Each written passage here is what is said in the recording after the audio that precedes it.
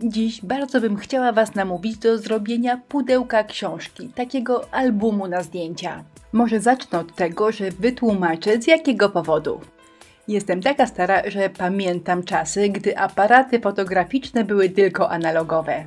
Wkładało się do nich film, który miał 36 klatek i trzeba się było dobrze zastanowić, zanim się zrobiło zdjęcie. A gdy wypstrykało się już całą kliszę, czyli zrobiło 36 zdjęć, wyjmowało się film i zanosiło do fotografa. Takie usługi nie były tanie, więc była alternatywa. Ja na przykład kupiłam sobie powiększalnik, do tego odczynniki, koreksy, kuwety i w malutkiej, naprawdę malutkiej łazience w bloku sama wywoływałam filmy i robiłam odbitki. Zapomniałam wspomnieć, że kupienie filmu do aparatu graniczyło z cudem.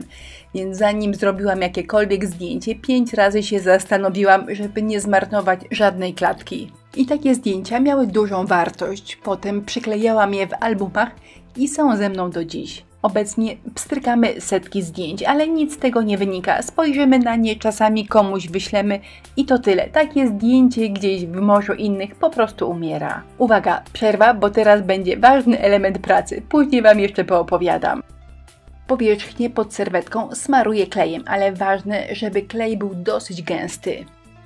Rzadki klej może nam rozmoczyć serwetkę, no i potem zrobią się brzydkie dziury. Smarujemy klejem, na to kładziemy jedną warstwę serwetki, przykładamy jakąś folię, może być koszulka do dokumentów, no i wygładzamy jakąś kartą kredytową, platynową, jaką macie. Ściągamy koszulkę, a następnie nakładamy warstwę kleju. Delikatnie, żeby nie zniszczyć obrazka. Serwetka była troszkę za mała, więc podoklejam troszkę u góry i troszkę na dole, żeby tych braków nie było widać. Nie trzeba się starać, potem dam jeszcze narożniki, troszkę pochlapię, dodam gwiazdek, więc to nie musi być perfekcyjne. I tak nikt tego nie zauważy. No dobra, to wracam do mojej opowieści, no bo ja chciałam Was bardzo namówić, żebyście zrobili taki album i z każdych świąt drukowali kilka zdjęć. Drukowali i zostawiali w nim na pamiątkę, żeby można było przy kolejnych świętach otworzyć taki album i w miłej rodzinnej atmosferze troszkę wspólnie powspominać. Już teraz na poważnie wracamy do roboty. To są moje stare gąbki, wyskubane, są świetne do cieniowania. I 4 farby, a właściwie przydadzą się tylko 3. Szara, biała oraz niebieska bądź granatowa. Na początku przyciemniam brzegi tylko szarym kolorem, a potem dodaję odrobinę niebieskiego. Tego niebieskiego naprawdę niedużo, bo wydaje mi się, że nie jest potrzebny. W przyspieszeniu wszystko idzie szybko, ale tak naprawdę moje cieniowanie ma takie tempo. Proszę, nie pytajcie jaki to kolor. Mieszałam, aż namieszało się takie coś. I w rozpaczy pomyślałam, dobra, niech zostanie, nie jest najgorzej. Przeleciałam nim ramkę z przodu, grzbiet, tył oraz środek pudełka. A teraz najpierw biała farba, a potem prawie czarna. Zrobię delikatne cieniowanie tej ramki, bo to zawsze fajnie wygląda i daje miły dla oka efekt 3D. Jasnym na zewnątrz, a ciemnym kolorem od środka. Wtedy uzyskujemy takie wrażenie głębi obrazka. Prawdę mówiąc, nie lubicie, nie umiecie, to nie cieniujcie, jeżeli nie chcecie, to też będzie dobrze wyglądało bez tego. Ponieważ za chwilę przecież ponaklejam różne rzeczy na ten przód, więc tego cieniowania prawie nie będzie widać. Zacznę od tego, że wszystko pochlapię na biało. Jeżeli chodzi o efekt kartek, to robię je najprostszym możliwym sposobem. Potrzebna jest jakaś pasta akrylowa, modeling albo lekka, jaka chcecie. Nakładamy ją cieniutko, bo grubo nałożona będzie się rolowała. No i przejeżdżamy albo grzebieniem, albo widelcem. Gdy masa wyschnie, jeżeli macie ochotę, można przyciemnić rowki, ale ja już tego nie ruszałam. Z tyłu książki także nic skomplikowanego, po prostu odbiłam szablon tą samą pastą, a potem wszystko obficie posypałam brokatem. Pasta schnie kilka godzin, więc teraz mam czas, żeby zabrać się za pozostałe elementy, które będą zdobiły przód książki. To jest połówka medalionu akrylowego o średnicy 12 cm. Obetnę zawieszkę, bo akurat w tej pracy chyba będzie mi przeszkadzała. Ponownie wyskubany pędzelek, efekt szronu oraz brokat. Pędzelkiem nakładam efekt szronu na brzegi i staram się to robić naprawdę niedokładnie, a gdy jeszcze wszystko jest mokre, posypuję brokatem. Z bliska wygląda tak i powiem Wam za ładnie, nie o to mi chodziło, dokończę i zaraz poprawię.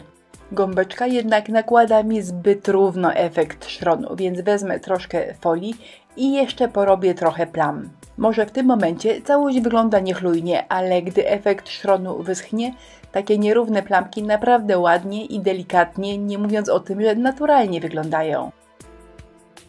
A teraz polecą na biało metalowe narożniki oraz napis.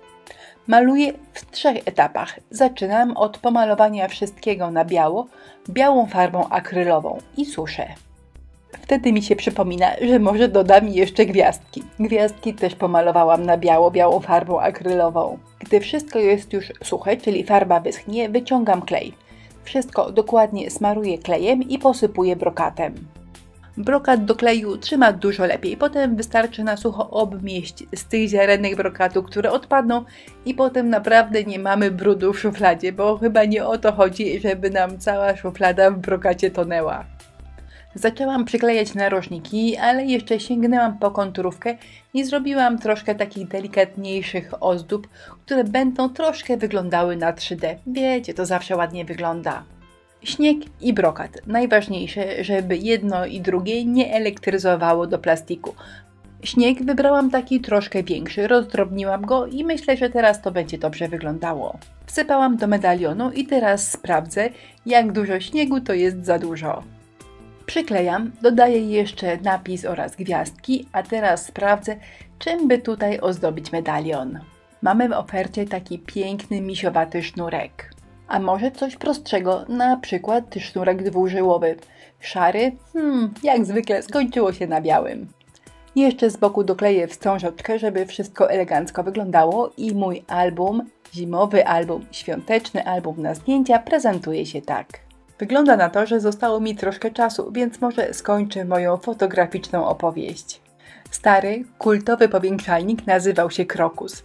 Mój pierwszy aparat fotograficzny to Smiena, a jak troszkę sobie uzbierałam kasy, to kupiłam Zenita. Na tamte czasy to był wypas. Ktoś miał? Ktoś pamięta? A dzisiejsza praca, czyli album, ma Was zachęcić, żeby po Wigilii, po świętach wydrukować na zwykłej drukarce kilka zdjęć i wrzucić do tego albumu. Nieważne, że nie są zrobione na papierze fotograficznym. Najważniejsze, że są. Napiszmy datę i będziemy mogli za rok, 2, 5 czy 10 lat powspominać. Dobrymi chęciami to jest piekło wybrukowane i nieprawda, że znajdziemy czas, żeby pójść gdzieś te zdjęcia wywołać. W ten sposób one nie powstaną nigdy, a jeżeli je po prostu wydrukujemy, to zostaną z nami na wiele lat. Jak zwykle, jeżeli coś Wam się podobało, to lista produktów, których używałam, jest w opisie wideo. Wesołych świąt!